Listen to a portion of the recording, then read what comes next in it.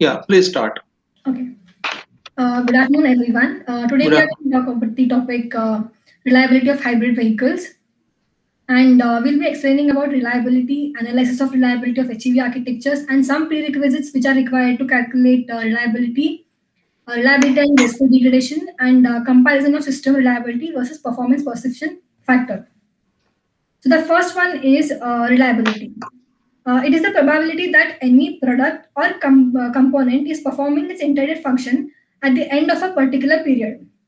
Which means that, for example, suppose we have a car which is very old and we think of going on a long drive, like more than 300 kilometers or something. Then we don't think of taking that car because, as you'll be knowing that the car is being used for many years. It may stop working or it may break at any point. So now the car is not that reliable as it was in the previous days, like when we had bought it. So basically, reliability is nothing but working of any product for the expected years without any problem before that period. And so the information, whatever we have found from the textbook or from the author's paper, is basically an assumption. Because as we know that hybrid vehicle technology is very new to people, and we don't find much information about its reliability in industries. And it takes lots of time to collect the data on components of the vehicles, and even if it is collected, then it will be according to the manufacturer's requirements. So the next part is analysis of reliability of HEV architecture. Basically, there are three types of architectures: ICE, series HEV, and parallel HEV architecture. The first one is ICE architecture. As we can see that in ICE architecture, the fuel, ECU, transaxle are connected to ICE, and wheel is connected to transaxle. Where ECU is an electronic control unit and is responsible for controlling the specific functions, and ECU also receives the inputs from the different parts of the vehicle depending on its functions. And the next one is ICE. ICE is internal combustion engine. It is a heat engine basically in which combustion of fuel occurs. And transaxle. Transaxle combines the transmission, differential, and auxiliary systems Very around good. the axle into one integrated assembly. So the second one is series HEV architecture. In series HEV architecture, as we can see, there are two boxes. So the first one is IC architecture itself, and the second box is EVP, where EVP is electric vehicle portion. So here also, just like ICEs, the subsystems are connected to each other. So the components of ICE are already explained. So here we have some other components like gear. As we all know that the gear is a part of a vehicle which helps to change the speed, torque, and direction of the vehicle. And alternator is connected to gear, and alternator is a type of electric generator used in automobiles. It is used to charge the battery and the electrical system when its engine is running. And the alternator is connected to power electronics. So here we have two power electronics, and power electronics is used in electric vehicles that require high power electric energy to rotate the electric motor. Between these two power electronics, there's a propulsion battery. So propulsion battery is used to power the electric motors of a battery electric vehicle or HEVs also. And these batteries are rechargeable. So we can use these batteries and we can charge them again and again, like whenever it is required. And there is motor and motor control connected to power electronics. Motor basically transforms the electrical energy into mechanical energy, and motor control basically provides the power and controls the applications. Lastly, there is HEV control, which is connected to motor control and ECU also. So the last one is parallel HEV architecture. There's no much difference between the construction of series and parallel HEV architecture. Like all the components are same itself, but the only difference is like here ICE, and there's a connection between ICE and transaxle, and the second connection is between HEV and power electronics. These connections are made to make the entire architecture in parallel. So the next part, that is the calculation of reliability and or comparison, will be explained by Priyanka. Very good. So you have compared the different architectures and you have explained it properly. Very good. Yes, thank you. So requesting Priyanka to please join and explain your work. Sir, am I audible? Yeah, you are audible. Slide is not visible now, so please make the slide visible. Yes, slide is visible now. Make it full screen. Correct. So go to the next slide. Okay. To calculate the reliability of any product, we need to know a few prerequisites. That is, I'll start with Six Sigma. Six Sigma means basically deviation. If we have designed something and that is having the probability of 1, this means that it will never go bad. But this is not possible practically. So we can design something with the value of 0.999999 as you've shown here. So, and that is after the decimal, we'll have 6 nines. Correct. Now, the failure probability is 1 minus the good, that is 1 minus the probability of success. So, to calculate failure probability, that is error, we calculate 1 minus 0.999999. The answer will be 10 raised to minus 7. So, this means that error is very much less. So, we can design a system with the error of 10 raised to minus 7. In total quality management, it is the long term success to get customer satisfaction. That is, the company will see to improve its product and the experience of the customer. So we'll see the reliability of few subsystems of the architectures we have seen earlier. Here, mm, total reliability of a system is a value or a figure. Suppose it is 1, then every part of the vehicle also will have the reliability of 1. This is Correct. not possible because there are different internal parts such as gear, battery, steering, etc., having different reliabilities. So here, as given in this table, fuel system has a reliability of 0.9999. That is, but according to Six Sigma, the highest degree of accuracy will be 0.999999. That is 6 nines after the decimal. So after comparing the fuel system's reliability and the Six Sigma value, the fuel system reliability is less. So to calculate the failure probability here, it will be 1 minus 0.9999. So we can say that the answer will be 1 into 10 raised to minus 4. We can say that in 10,000 times, the fuel system will fail only once. And next is ECU. Has the reliability of 0.99999, as we can see in this table. So here ECU, it will fail only once in 1 million times. So comparing it with fuel system, the reliability is much more.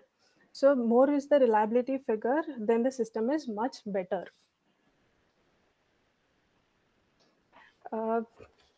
Here we'll see some examples of the architectures we have seen, like regular IC, propulsion series HEV, and parallel HEV. RIC of the regular IC is 0.9964. 99964. So RIC is the reliability or the probability of being available of the complete IC engine. This means that the probability of being available means the system won't go bad. Even if we have used it for like 99,964 times, then also it is working good. So here only once it is faulty, and the other 99,964 times it is available for us. In the second Now and here third, I contradict. Here your understanding is going a little wrong. Whatever is given, okay. yes, sir. So that many zeros you put. So 0.99964 means 5 zeros, and Five uske zero. pehle ek 1 fit karo. Okay, so it will become 1 lakh. Okay, Yes, sir. so 0.99964 means whatever is given after the decimal, utna zero fit karo and before. So in 1 lakh time, if you are running this IC for 1 lakh time, in Yes, that case 99964 time it will run perfectly, and yes, 1 lakh minus 99964, that is 36 time it will go bad. okay, So what sir. is the error probability is in 1 lakh time it will go bad for 36 time. 36 times. Okay, and Yes, that sir. is quite big. That is actually quite big. Yes, sir. Okay, yes, proceed. Okay. In the second and third example, that is for series and parallel. In series, it is much less than the IC, as we can see here. And here, the system will work fine only 9,992 times. That is, it out of 10,000 times. It is working fine. And the other 8 times, it is going bad.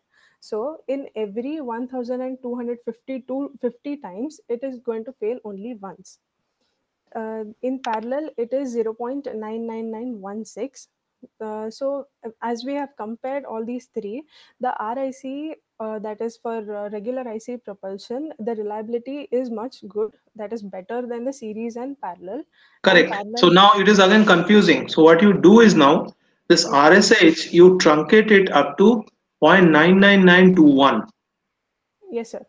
Okay. So in this slide only, RSH is equal to this, almost equal to. So there is almost equal to sign. You just write 0.99921. And then you say that out of every 1 lakh time, it will go bad by 1 lakh minus 99921, that is 79 times. Yes, So sir. whenever you are comparing, compare with the same digit. So the top thing is 1 lakh minus 99964, that is 36 times it will go bad. That is RICE. RSH will go bad in 1 lakh time by 79 times. For that you have to truncate it up to 0.99921. And last thing is 0.99916. That means for every 1 lakh time it will go bad by 84. So RPH is worst. RPH सबसे खराब है, उससे थोड़ा better है RSH, and best is RICE. Okay, so you are having enough space in the right side.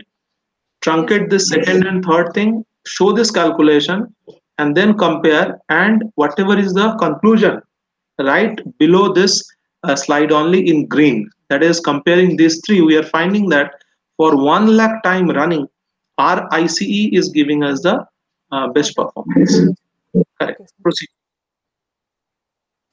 Now we'll see reliability and graceful degradation. Graceful degradation basically means if the vehicle is old or is aging but still can be used, and it is in better condition, maybe it won't give us a good performance but still will work fine with a few limitations. So for example, here we'll take a case. Now let us consider the parallel HEV architecture as you have shown here. And as previously explained, there are two parts, that is ICE, internal combustion engine, and EVP, electric vehicle portion. And here, by referring to a paper written by Masroor, we can have the combinations of various probabilities of EVP and ICE. So as we've already learned in control systems, the block reduction method, the same thing is applied here by multiplication sign. So here in first case, if ICE and EVP both are good and have the following reliabilities, that is ICE has 0.99974 and EVP has 0.99962. So the total reliability of the whole system will be 0.99936. There's a cascading effect. So as we multiply the gain, that is GS in block reduction, yes, here their error also will have a cascade effect. So their errors will get, or probability of failure or probability of success, they will get multiplied and it will become 0.99936. Correct. Go ahead. Okay, sir. In the second case, we've here IC is good and EVP is bad. Then IC has the value of 0.99974, but EVP is bad. So the number of times it is going to fail is the failure probability. So 1 minus 0.99962. Correct. That is 1 minus the good reliability. Here we see few partial functionality. Here we can obtain partial functionality. There are various examples, that is IC bad and EVP good, IC and EVP bad, and reliability of wheel and final transaction together. Very good. Here in this equation, it is given under the condition of graceful degradation. The previously which we have seen, those were not under graceful degradation. So PGR here is the probability of the whole system under graceful degradation mode. And A, B, C, and E are the values of cases we have seen earlier. So after comparing, that is PGR here is 0.99984, and if we compare the other values we have seen earlier, the reliability is much higher in the graceful degradation mode than in the partial availability or when the graceful degradation mode was not considered. Correct. we will see a graph here, that is comparison of system reliability versus performance perception factor. That is, x-axis is the performance perception factor and y-axis is overall system reliability. Performance perception factor is basically ratio of the rated power of ICE or EVP to the rated power of ICE of the normal vehicle. So we'll take an example. If EVP fails in parallel HEV and then the vehicle can still be operated in ICE by refilling the gas tank or keep running at a lower performance. And if ICE fails, then the vehicle can run on EVP, but as long as the battery lasts. If the charging stations are not present, then it is not possible. So according to this, during partial conditions, performance is reduced, as we have seen, if bad or good. So to get a better performance of the vehicle, it is necessary to over-design the ICE or EVP. That is the x-axis. And here horizontal axis basically means that if EVP or ICE is over-designed, then reliability factor due to the better performance will increase. Reliability will increase. Thus, without over design, the non-hybrid ICE, that is the regular ICE, has the good reliability. But we can see here that the over design of the ICE beyond a certain point, that is the break-even point, the parallel HEV has increased. So the parallel HEV, this means that parallel HEV is more reliable. But in the case of series, as we can see here, in the case of series, because of its single propulsion system, and even with over design, the overall reliability cannot exceed the regular ICE. Next will be continued by Vinuta. So best combination is over design and parallel. Oh, yes, sir. Yes, sir. So that conclusion you have to write below the diagram. So comparing all these three, there are three diagrams, there are three graphs. So you have to write down the comparison conclusion of these three. So best design is, it has to be parallel and with over design. And what is meant by over design, that also you have to write somewhere. Okay, sir. Okay, so that if you can add in the previous slide what is meant by over design. And next, what is the result of it? Yes, please explain. So these are some of the tests which every product undergoes to know its reliability. So the definitions are given here. First one is mean time. Mean time is the time between failure of the product and the next time it occurs, and it is basically calculated by the formula given here, that is operating time upon number of failures. So for example, so that now the system is any machine is running continuously for some hours. So let's take 9 hours. So it is running continuously for 9 hours, and the system fails 4 hours in between, like 4 times in between, and the total number of hours the system have failed is 1 hour. So now the mean time between failure will be 9 minus 1. That is the 9 hours will be the total hours, and 1 is the number of times it failed, like the total time it failed, and a number of failures will be 4. So mean time between failure will be 2 hours, which means that for every 2 hours the system may fail. So which says that if the reliability is more, that is the number of hours between the two failures is more. If the mean time between failure is more, that is the time between the two failures is more, then the system is more reliable. Like if now it is 2 hours, so if it is 3 hours, then the system is more reliable than this system. So the second one is accelerated test. It is a testing process where the product is subjected to various conditions like stress, strain, or temperature in excess of its normal parameters in order to check its modes of failures in a short amount of period. So basically here any system, whenever it is manufactured, to check its reliability or for the period it works, they make it work under like much amount of stress to check how for the time of period it works, and they do it in very short amount of time.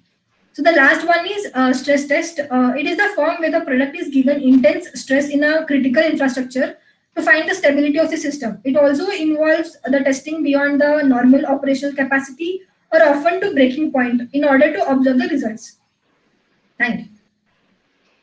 Correct. So this was mainly a presentation in the domain of reliability and testing of vehicles. So designing the vehicle and which mode of operation would be best suitable for certain application.